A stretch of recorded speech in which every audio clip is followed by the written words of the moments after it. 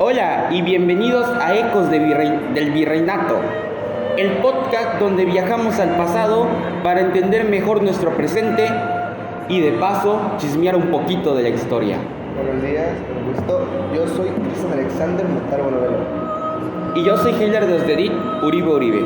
Bueno, hoy tenemos un episodio cargado de historia, plata, cultura y bits digitales. Vamos a explorar tres aspectos claves de la vida en la Nueva España: la Iglesia Católica, la economía virreinal y cómo todo esto sigue presente hoy en día, incluso en tu celular. Prepárense para un viaje intenso, con datos curiosos, relatos y hasta recomendaciones para que se diviertan aprendiendo. Sección 1. El poder de la fe. Bueno, para empezar, hablemos sobre la Iglesia Católica, una institución que literalmente dominaba la Nueva España. No era solo un edificio donde se rezaba, era un poder omnipresente que moldeaba la vida social, política, económica y cultural. Sí, y no exageramos cuando decíamos que era omnipresente. En aquella época, si querías casarte, estudiar, hasta decidir qué día era festivo, pasaba por la iglesia. Era como el influencer más grande de nuestros tiempos. Pero ojo, no solo desde arriba, también controlaba qué ideas eran válidas, qué costumbres se aceptaban y hasta qué castigos se imponían por desobedecer. Por ejemplo, las fiestas religiosas que hoy seguimos celebrando tienen sus raíces de ahí. El Día de la Virgen de Guadalupe, por citar una, se convirtió en un símbolo poderoso que fusionó la fe católica con tradiciones indígenas y se volvió identidad nacional que conocemos. Y estas fiestas no eran aburridas, ni mucho menos. Eran mega eventos sociales, con música, danza, incluso los indígenas que se incorporaron para evangelizar de forma más amigable. Comida, fuegos artificiales, como un festival gigante, donde se mezclaba lo sagrado con lo popular. Claro, eso era una estrategia para atraer a las personas y reforzar su fe, pero también para mostrar poder y control social. La iglesia, con sus grandes construcciones barrocas, transmitían autoridad. Piensa en la Catedral Metropolitana de la Ciudad de México, que aún impresiona por su tamaño y detalle. Un dato curioso, la construcción de estas iglesias tomaba décadas y movía a miles de personas, artesanos, arquitectos, albañiles, pintores, todos financiados por donativos, el Estado y las órdenes religiosas. Se podría decir que la iglesia también aportaba a darle trabajo a la gente. Así es. Y hablando de las órdenes, tenían mucho poder. Franciscanos, dominicos, agustinos eran quienes organizaban escuelas, hospitales y hasta hacían labor social, aunque con el fin de controlar y catequizar. En cuanto a las mujeres, la iglesia era uno de los pocos lugares donde podían tener cierta autonomía o educación, a diferencia de cualquier otro lugar en el virreinato. Aunque sí, todo eso era limitado. Siempre tenían que entrar a un convenio que era como un refugio para algunas o un destino impuesto para otras. Ahí aprendían a leer, escribir, bordar, pero claro, bajo las reglas estrictas y clausuras. Y todo eso estaba reglamentado, desde la forma de vestir hasta las horas para trabajar o descansar. Era como un manual de vida, dictado por la fe y la moral católica. Otro dato que no muchos conocen de la iglesia era también un enorme terrateniente y un actor económico clave. Tenía tierras que arrendaban y cobraba rentas. Hacía préstamos, una especie de banco con sotana. Así es, la influencia eclesiástica iba mucho más de lo espiritual. Impactaba en la política, la economía y la cultura. Sección 2. Plata, comercio y poder. Pasemos a la economía. ¿Sabías que la Nueva España era un gigante económico gracias a la plata? Las minas de Zacatecas, Guanajuato y Taxco era el motor que hacía funcionar todo el virreinato. Exacto. Era tanta la plata que se extraía, que se convertía en monedas de cambio en Europa, Asia y África. La plata mexicana fue la columna vertebral del Imperio Español. Financió guerras, el comercio mundial y la vida ostentosa de la élite. Para imaginarlo, la plata era el Bitcoin del siglo XXI, la base de toda la economía global.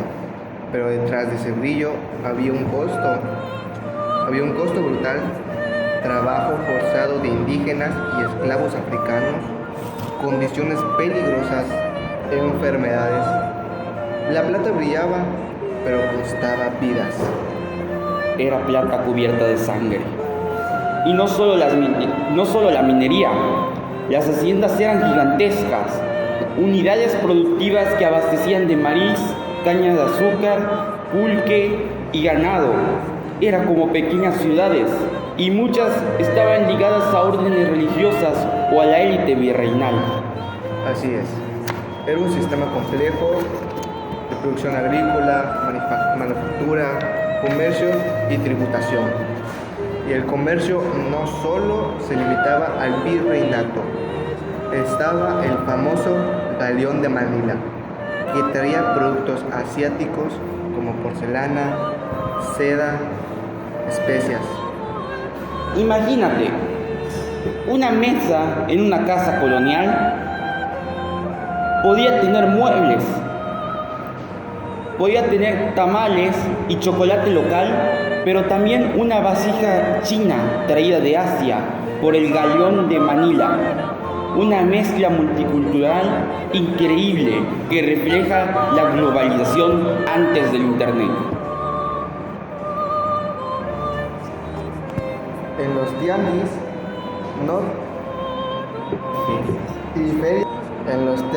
y ferias virreinales se vendía de todo: cacao, cochinita, para tener textiles, herramientas, artesanías indígenas, especias europeas y productos africanos. Era un mercado global en miniatura. Pero no todo era riqueza y comercio exitoso. Había mucha desigualdad, explotación y control.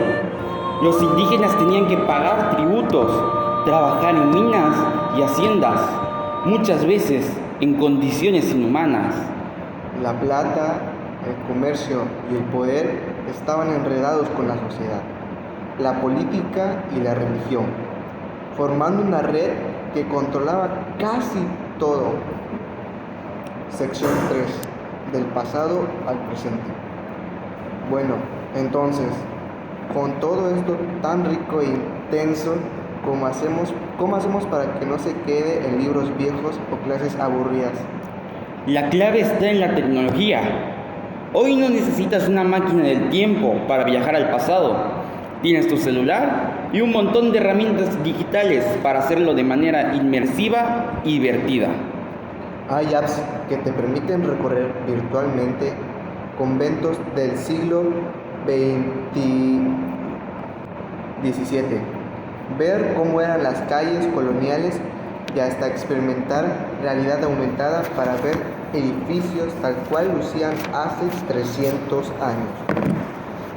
También hay videojuegos donde puedes simular la vida en una hacienda colonial, ser comerciante, artesano o corregidor, tomar decisiones y aprender historias sin darte cuenta. En redes sociales, TikTok, Instagram y YouTube, hay creadores que explican con humor y creatividad la historia virreinal, desde la moda de las monjas hasta la receta de la época, usando memes, música y formatos que enganchan. Además, la digitalización de archivos antiguos, cartas, mapas, códices, hace que investigadores y curiosos puedan acceder a ellos desde cualquier lugar. Antes era cosa solo de expertos en bibliotecas. Pero la información no basta, hay que contarla bien. La comunicación digital permite transformar datos históricos en contenido visual, accesible y entretenido, para que más gente se interese y entienda. Podemos usar podcasts, blog, infografías, reels, animaciones para revivir el virreinato con la misma emoción que una serie o un videojuego. Porque la historia del virreinato no está muerta, está en nuestras ciudades, nuestras fiestas, nuestra comida, nuestra forma de hablar. Solo hay que aprender a verla con unos ojos nuevos. Y la tecnología es el puente perfecto para conectar el pasado y el presente. Y para que todos podamos ser parte de esta historia viva. Bueno, ahora llegamos al cierre de este podcast. Y aquí el episodio de hoy. Esperamos que hayas aprendido algo nuevo y que la historia del virreinato ya no te parezca lejana ni aburrida. Si te gustó este viaje en el tiempo, compártenos y dale like. Síguenos en tus plataformas favoritas, porque la historia también se escucha, se ve y se vive. Nos escuchamos en el próximo episodio de Ecos del Virreinato.